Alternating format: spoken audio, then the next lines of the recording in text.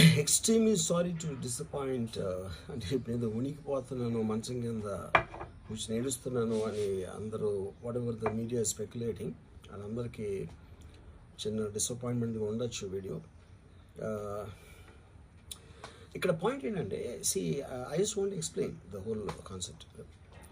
ఇప్పుడు నేను ఆల్మోస్ట్ ఒక 1 year బ్యాక్ ఏదో ట్వీట్స్ పెట్టాను అనే ఎలిగేషన్. ఆ ట్వీట్స్ ఎవరో మనోభావాలు దెబ్బతిన్నాయి. ఇక్కడ విచిత్రం ఏంటంటే 1 year బ్యాక్ పెట్టిన ట్వీట్స్ 4 డిఫరెంట్ ప్లేసెస్లో, 4 డిఫరెంట్ జ్యూరిస్డిక్షన్స్లో నలుగురికి ఒకే 3-4 రోజుల వ్యవధిలో వాళ్ళ మనోభావాలు దెబ్బతిన్నాయి.